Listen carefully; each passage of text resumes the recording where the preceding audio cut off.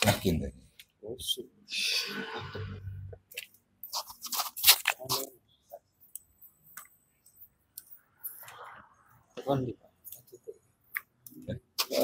Hello.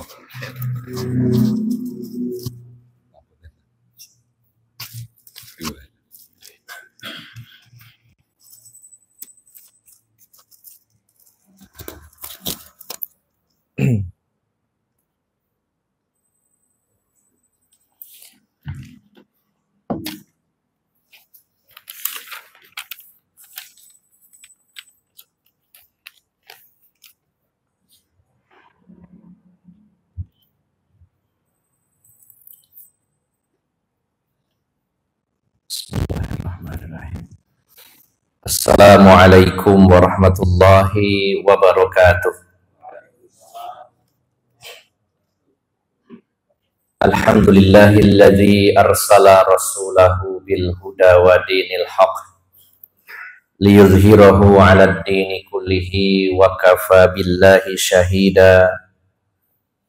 Wa ashhadu an la ilaha illallah wahdahu la syarikalah wa ashhadu anna Muhammadan abduhu wa rasuluhu la nabiyya ba'dah. Sallallahu alaihi wa ala alihi wa ashabihi wa tabi'in wa tabi'it tabi'in wa man tabi'ahum bi ihsanin ila yaumiddin. Wa qala Allah ta'ala fi kitabihil karim, ya ayyuhalladzina amanu taqullaha haqqa tuqatih wa la tamutunna illa wa antum muslimun, amma ba'd. Para alim ulama, para ustaz, para sesepuh yang senantiasa saya hormati dan saya muliakan, bapak-bapak dan ibu-ibu jamaah Masjid An-Nur yang dirahmati Allah Subhanahu wa ta'ala. Alhamdulillah, kita sangat bersyukur kepada Allah Subhanahu wa ta'ala telah diberi kesempatan pada pagi hari ini melaksanakan beberapa amal salih, melaksanakan beberapa ibadah dan ketaatan kepada Allah Subhanahu wa ta'ala. Setelah sholat subuh kita menyempatkan waktu kurang lebih 30 menit. Kurang lebih 30 menit, mudah-mudahan 30 menit ini benar-benar bisa efektif kita bisa memahami apa yang terkandung di dalam Al-Quran dan apa yang terkandung di dalam hadis-hadis Rasulullah Muhammad SAW dengan bantuan penjelasan dari para ulama-ulama kita semuanya. Bapak Ibu jamaah sekalian yang dimuliakan Allah Subhanahu wa ta'ala, 30 menit memang secara hitungan waktu sangat sedikit. Namun mudah-mudahan 30 menit ini merupakan materi yang bisa kita jadikan sebagai bahan perenungan. 30 menit kita mendengar, dibacakan ayat-ayat Al-Quran, dibacakan hadis-hadis yang sahih, dibacakan bagaimana aqwalul ulama, penjelasan-penjelasan dari para ulama yang menggali mutiara-mutiara hikmah dari Al-Quran dan Sunnah Rasulullah SAW. Lalu kita pahami, kita bawa pulang, kita renungkan, kita angen-angen, istilah orang Jawa. Maka ini yang insya Allah akan menjadi sebuah ilmu yang bermanfaat, sehingga akhirnya akan mewarnai kehidupan kita dan akan menjadi pedoman, bahkan pelita dan penerang dalam perjalanan hidup kita. Bila ini kita lakukan secara istiqomah, mendengar ayat, mendengar hadis, mendengar penjelasan para ulama, lalu kita renungkan, kita angen-angen ya, kita resapi dan kita hayati, maka akan membuahkan banyak sekali mutiara-mutiara hikmah, ilmu yang bermanfaat yang ditanamkan oleh Allah Subhanahu wa ta'ala ke dalam hati kita. Bapak Ibu jamaah sekalian, kita akan melanjutkan kajian kitab Ad-Da'u wad-Dawa karya Imam Ibnu Qayyim Al-Jauziyah rahimahullah. Pada pertemuan yang terakhir kita sudah membahas tentang perbedaan antara roja dan amani. Roja adalah harapan kepada Allah Subhanahu wa taala berupa harapan ridhonya, ridho Allah Subhanahu wa taala. Harapan mendapat pahala darinya, harapan mendapatkan dan mewarisi surganya Allah Subhanahu wa taala dengan dibarengi perjuangan, dibarengi dengan kerja keras dalam melaksanakan ketaatan kepada Allah Subhanahu wa taala. Sementara amani yaitu berharap rahmatnya Allah, berharap surganya Allah, berharap ridhonya Allah Subhanahu wa taala, tapi tidak berbuat, bahkan justru berbuat yang bertentangan dengan apa yang Allah inginkan, bertentangan dengan perbuatan-perbuatan yang menghantarkan seorang ke surganya Allah Subhanahu wa ta'ala. Berharap surga, tapi dia mengamalkan amalan-amalan ahli neraka. Maka inilah yang disebut amani, yaitu angan-angan. Dan ini sudah kita bahas Bapak Ibu jamaah sekalian, diakhiri dengan betapa lembutnya dan lunaknya hati Rasulullah Sallallahu Alaihi Wasallam, dan betapa lembut dan lunaknya hati para sahabat, di mana mereka adalah generasi yang sangat sering menangis karena takut kepada Allah Subhanahu wa taala. Bapak Ibu jamaah sekalian yang dimuliakan Allah Subhanahu wa taala, jika ingin kedua mata ini tidak tersentuh oleh api neraka, bahkan tidak melihat api neraka, maka Rasulullah menyatakan ainani la tamassuhuman nar. Ada dua mata yang tidak akan disentuh oleh api neraka. Yang pertama, ainun bakat min khasyatillah. Kedua mata yang sering menangis karena takut kepada Allah Subhanahu wa ta'ala. Dan yang kedua, wa ainun batat tahrusu fi sabilillah. Kedua mata yang sering melean, sering bergadang dalam rangka berjuang di jalan Allah Subhanahu wa ta'ala. Maka pilih di antara keduanya, atau bahkan kedua-duanya, menjadikan habit, kebiasaan kita sering menangis karena takut kepada Allah, kemudian juga sering bergadang, sering melean dalam rangka menjaga agama Allah Subhanahu wa ta'ala.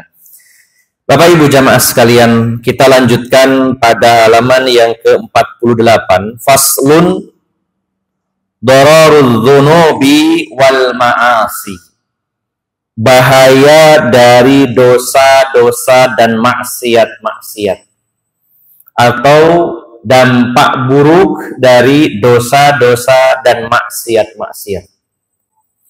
Seperti yang pernah saya singgung bahwa isi kitab ini didominasi pembahasan tentang dampak negatif dari dosa, dampak buruk dari maksiat. Dan setelah nanti insya Allah kita membahasnya sedikit demi sedikit, perlahan namun pasti, maka betapa ngerinya bahaya dari perbuatan dosa. Bahkan ada di sini dijelaskan puluhan dampak negatif, dampak buruk dari perbuatan dosa dan maksiat. Maka harapannya mudah-mudahan kita benar-benar menjauhi dosa-dosa dan maksiat, dan kita kapok, istilahnya tidak mau mengulangi perbuatan-perbuatan dosa. Bapak Ibu jamaah sekalian yang dimuliakan Allah Subhanahu wa ta'ala, sesungguhnya dosa itu adalah sebuah penyakit yang akan menimbulkan penyakit-penyakit lainnya. Dosa adalah penyakit dan akan menimbulkan penyakit, yaitu penyakit fisik, kemudian juga penyakit hati, dan juga penyakit mental dan penyakit-penyakit yang lainnya. Maka Bapak Ibu jamaah sekalian yang dimuliakan Allah Subhanahu wa ta'ala, akan kita bahas bersama sedikit demi sedikit insyaallah.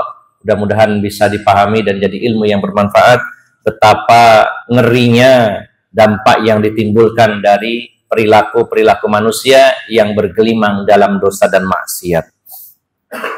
Beliau mengatakan atau menulis, fal narji'u ila ma kunna fihi min dzikri dawa'id da'i alladhi in istamarra afsada dunya al-'abdu wa akhiratahu. Maka kita akan kembali membahas ya tentang penyakit dan obat ya.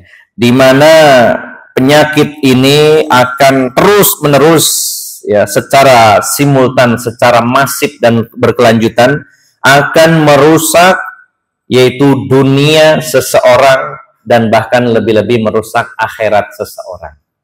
Dengan kata lain beliau mengatakan, ketahuilah bahwa sesungguhnya dosa dan maksiat itu penyakit yang merusak seorang hamba dunianya maupun akhiratnya. Famimma yanbaghi an yu'lama anna adh-dhunuba wal ma'asi tadurru wa la budda wa anna dararaha fil qulubi ka dararis samum fil abdan ala ikhtilafi darajatuha fid darar wa hal fid dunya wal akhirah syarrun wada'un illa sababuhu adh-dhunub wal ma'asi. Beliau mengatakan, dan di antara hal yang mesti harus kita ketahui, ada perkara yang mesti harus kita ketahui, apa itu? Bahwasanya dosa-dosa dan maksiat-maksiat itu sangat berbahaya, sangat merusak, ya. Memiliki dampak buruk dan dampak negatif yang luar biasa. Maka bahaya dan dampak buruk dosa terhadap hati manusia itu seperti racun yang membahayakan tubuh. Dan itu ada tingkatan-tingkatan bahayanya. Racun itu tentu bertingkat, jenisnya apapun. Ada racun yang dampak negatif atau dampak buruknya ringan, sedang, dan ada yang sangat tinggi. Ada orang teracuni tubuhnya, baru menyebabkan dampak kematian mungkin setelah sekian tahun lamanya.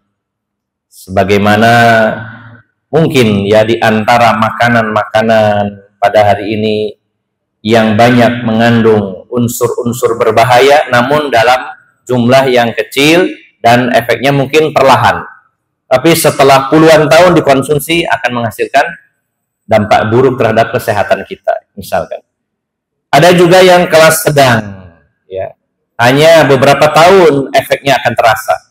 Dan di sana ada jenis racun yang efeknya luar biasa, hitungan detik manusia akan meninggal dunia. Dan jenisnya banyak, bisa sesuatu yang masuk lewat mulut, mungkin termakan, atau mungkin racun yang disemburkan atau dimasukkan oleh binatang seperti ular berbisa. Ini ada yang hitungan sebentar saja langsung meninggal dunia. Baru-baru ini viral ada 2 orang makan ular, dikiranya ular piton gitu ya. Disembelih, dipotong-potong, kemudian dimakan berdua antara seorang paman dengan ponakannya. Nah, ternyata setelah makan itu terasa di perut panas dan rasanya pahit. Ya, panas, pahit, kemudian akhirnya sang paman meninggal saat itu juga. Kemudian ponakannya kritis dibawa ke rumah sakit dalam kondisi paru-parunya bocor, kemudian juga lambungnya bocor dan beberapa organ tubuhnya rusak, masih kritis. Saya tidak update beritanya, mungkin bisa jadi sudah meninggal dunia dengan kondisi seperti itu. Ternyata yang dimakan bukan ular piton atau sanca, tapi ular piper yang sangat berbisa.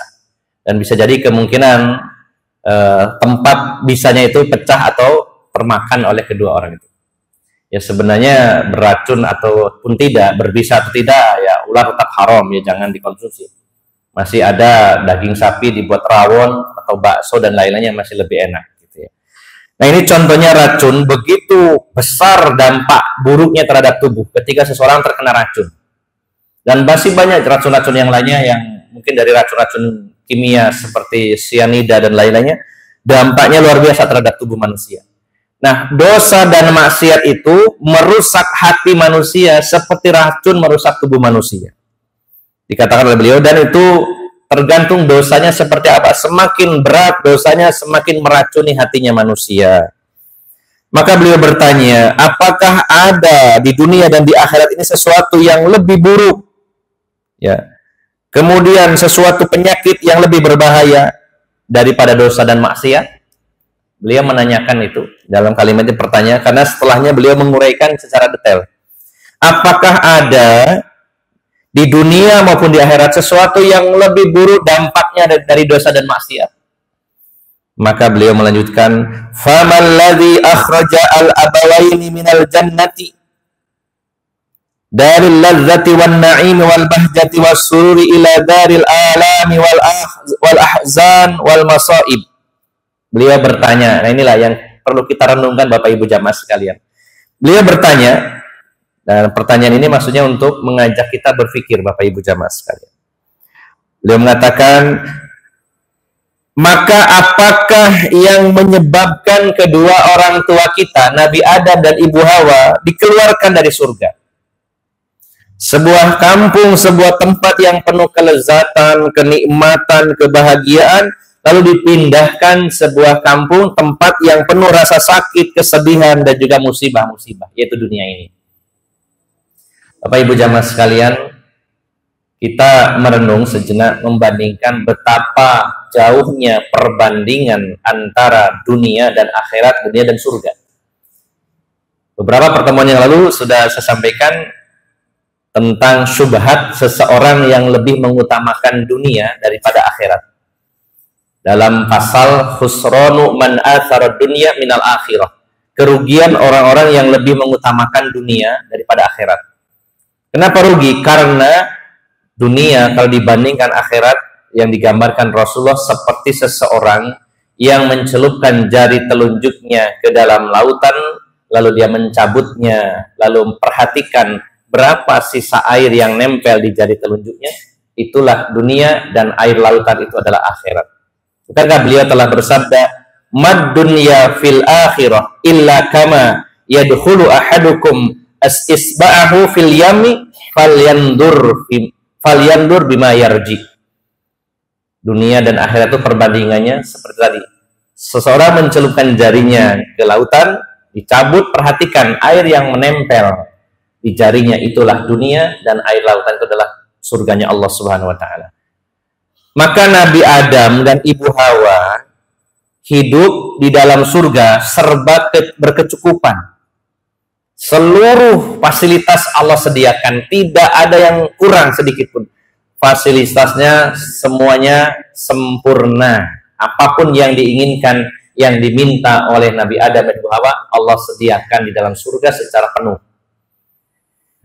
Sementara di dunia hidup ini penuh ujian, berat sekali Bapak Ibu jamaah sekalian. Ya. Bahkan orang ketika ingin hidup senang saja melalui perjuangan yang sangat menyulitkan, menyusahkan. Bagaimana para pengusaha-pengusaha yang sukses tidak langsung begitu saya sukses. Ada seorang teman ini pengusaha aluminium, ya, produksi aluminium. Ya, cukup kaya lah menurut saya untuk ukuran standar. Punya banyak sekali sawah, punya rumah, punya mobil dan lain-lainnya. Beliau bercerita, dulu saya mengawali, ini orangnya orang Delanggu, agak ujung sana. Dulu saya mengawali usaha ini, Ustaz, belanja almini itu ke Surabaya pakai motor, saya pegang sendiri naik motor dari Surabaya.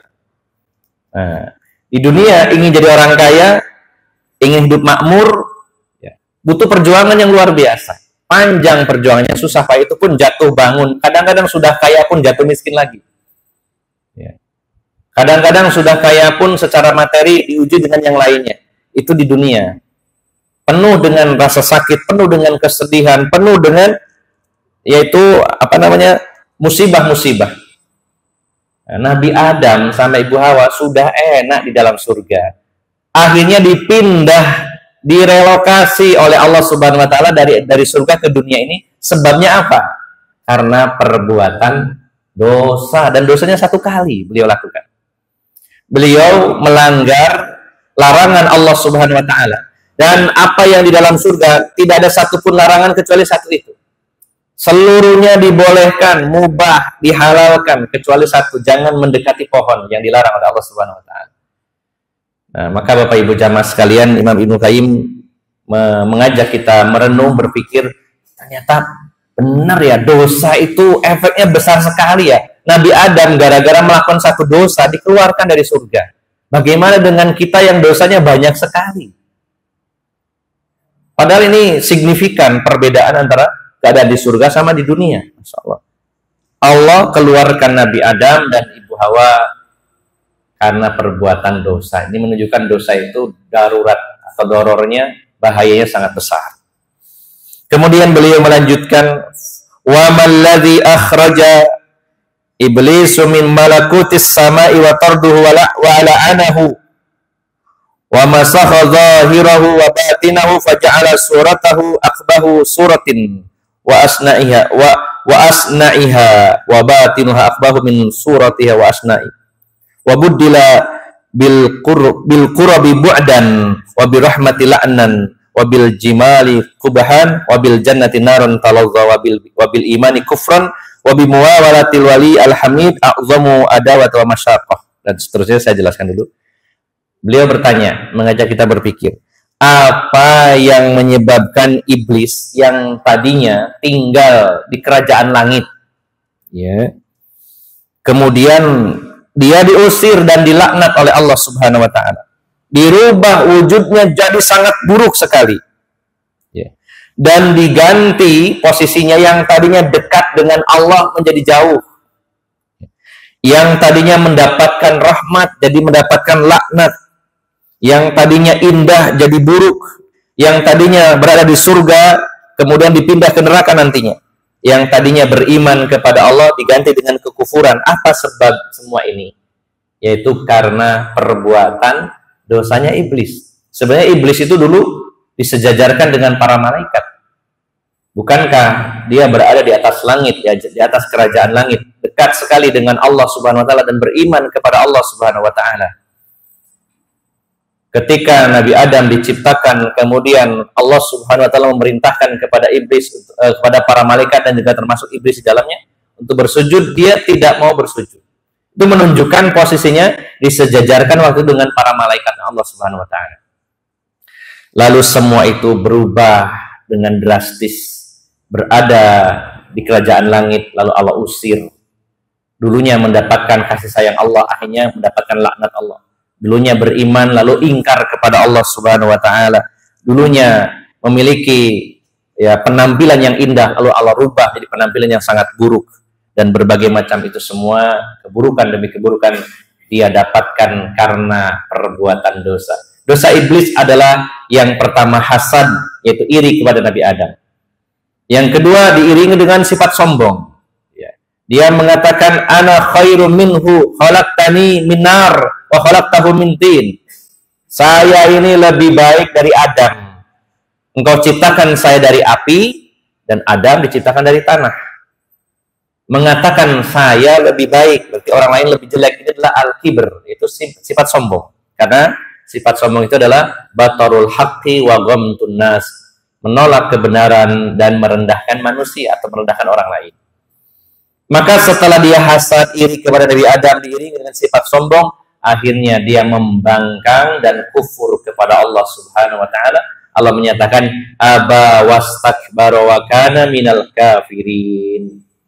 Ada sebagian orang-orang yang mengaku sebagai muslim tapi merusak agama Islam ini dari dalam.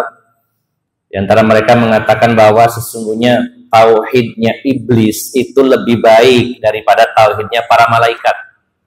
Dengan alasan disuruh sujud, iblis tidak mau kepada Nabi Adam. Sementara malaikat sujud kepada Nabi Adam. Berarti tauhidnya iblis lebih baik. Ini syubhat yang sangat berbahaya. Padahal kita mengikuti apa yang diinformasikan Allah Subhanahu wa taala. Allah mengatakan aba wastakbara wa kana minal kafirin. Kita dengan ada sebagian orang dengan lancangnya mengatakan tauhidnya lebih baik, padahal Allah sendiri mengatakan aba wastakbara, dia itu enggan dan dia takabur, sombong, wa kana minal kafirin, dan iblis itu termasuk makhluk yang kufur kepada Allah Subhanahu wa taala. Maka kita renungkan Bapak Ibu jamaah sekalian, iblis statusnya seperti terjun payung begitu ya, jadi drastis turun karena perbuatan dosa kepada Allah Subhanahu wa taala. Kemudian Bapak Ibu jamaah sekalian, beliau juga melanjutkan famalladzi aghraqa ahlal ardi kullahum hatta 'alal ma fawqa ru'usil jibal. Apa yang menyebabkan penduduk bumi seluruhnya ditenggelamkan dengan banjir bandang di zaman Nabi Nuh sampai airnya tingginya itu melampaui gunung yang tertinggi. Apa penyebabnya Allah menyebabkan bumi ini banjir dengan banjir yang parah? Jawabannya adalah karena perbuatan dosa dan maksiat mayoritas, yaitu kaum Nabi Nuh alaihi salam. Bapak Ibu jamaah sekalian, ini baru 3 poin kita renungkan betapa besarnya ya dosa itu dampaknya. Nabi Adam sama istrinya dikeluarkan dari surga. Iblis diusir, dilaknat, jadi orang yang kafir setelah melakukan dosa kepada Allah. Penduduk bumi yang tidak beriman kepada Allah Subhanahu wa taala ditenggelamkan dengan banjir bandang saat itu seluruhnya, kecuali yang ada di atas kapalnya Nabi Nuh alaihissalam. Kemudian tambahkan lagi sedikit lagi, wa malladzi sallatar rihu ala qaumi 'adin hatta alqathum mauta ala wajhil ardi ka'annahum a'jazi nakhlin khawiyah wa dammarat ma marrat 'alaihi min diyarihim wa hurusihim wa zuru'ihim wa dawabihim hatta saru ibratun lil umam ila yaumil qiyamah. Apa yang menyebabkan dihembuskannya angin kencang kepada kaum Ad? Bapak Ibu jamaah sekalian, ini anginnya sangat ngeri sekali Bapak Ibu jamaah. Ya, saya waktu ikut kegiatan kemanusiaan ya relawan dekat sini di daerah Parik sini, daerah Kalimati, kemudian perbatasan Kecamatan Prambon, ada angin puting beliung ya waktu itu. Ya sangat porak-poranda. Saya heran, tembok rumah ada yang jebol itu dengan angin, Pak. Padahal itu anginnya hitungan menit, ya, hitungan menit. Itu banyak rumah yang rubuh, banyak kerugian diderita oleh masyarakat yang hilang gentengnya, hilang sama apa reng-rengnya itu habis semuanya, kayu-kayu terbang semua. Ya, banyak rumah rusak. Itu hanya hitungan menit. Waktu ke Pulau Lombok pernah ke sana 5 kali, yang 3 kali ini adalah karena ada bencana gempa bumi. Bencana gempa bumi yang meluluhlantahkan hampir seluruh daratan Lombok itu berlangsung 55 detik. 55 detik hancur. Yang rumahnya tingkat, yang punya mobil, yang punya restoran, semua hancur. Uang yang dikumpulkan puluhan tahun untuk bangun rumah hilang sirna hanya hitungan detik. 55 detik. Saya membayangkan Allah Subhanahu wa taala mengirimkan angin yang sangat kencang plus dingin sekali kepada kaum Ad. Berapa lamanya? Yaitu 8 hari 7 malam, tidak berhenti sama sekali. Sama niyata ayam, 7 hari 7 malam 8 hari secara terus menerus, dan anginnya sangat kencang dan itu berhawa dingin. Maka seluruh penduduk atau kaum Ad yang ingkar kepada Allah Subhanahu wa taala ditumbangkan oleh Allah Subhanahu wa taala. Mereka seperti pohon-pohon kurma yang bertumbangan, pohon-pohon kurma yang lapuk habis semuanya. Maka sebabnya apa mereka disiksa seperti itu ngerinya? Karena perbuatan dosa dan maksiat mereka kepada Allah Subhanahu wa taala. Bapak Ibu jamaah sekalian yang dimuliakan Allah Subhanahu wa taala, di sini ada beberapa halaman di mana kita diajak untuk merenung betapa kisah-kisah di masa lalu menjadi pelajaran bagi kita dan menjadi sikap hati-hati kita terhadap dosa. Ternyata semua kebinasaan, kehancuran, kerusakan itu disebabkan oleh dosa dan maksiat kepada Allah Subhanahu wa taala. Maka Bapak Ibu jamaah sekalian, sebagai prolog saja dalam bab ini, bahwa tadi ada 4 pembahasan. Nabi Adam dan istrinya dikeluarkan dari surga, iblis diturunkan dan diusir, dilaknat dari kerajaan langit, kemudian penduduk kaum Nabi Nuh ditenggelamkan, dan juga kaum Ad dihabisi oleh Allah dengan angin. Semuanya itu karena dosa dan maksiat mereka kepada Allah Subhanahu wa taala. Insya Allah nanti pada kesempatan berikutnya bila masih ada umur dan waktu yang Allah berikan, akan kita lanjutkan, terutama menjelaskan tentang betapa besarnya dampak dosa dan maksiat. Dan insya Allah didominasi kitab ini yaitu tentang pembahasan dampak buruk, dampak negatif dari dosa dan maksiat. Untuk pertemuan kali ini saya cukupkan sampai di sini. Mudah-mudahan bermanfaat dan mohon maaf atas segala kekurangan. Aqulu qauli hadza wa astaghfirullah li wa lakum wa akhiru da'wana anil hamdulillahi rabbil alamin. Subhanakallahumma wa bihamdika asyhadu an la ilaha illa anta astaghfiruka wa atubu ilaik. Wassalamualaikum warahmatullahi wabarakatuh.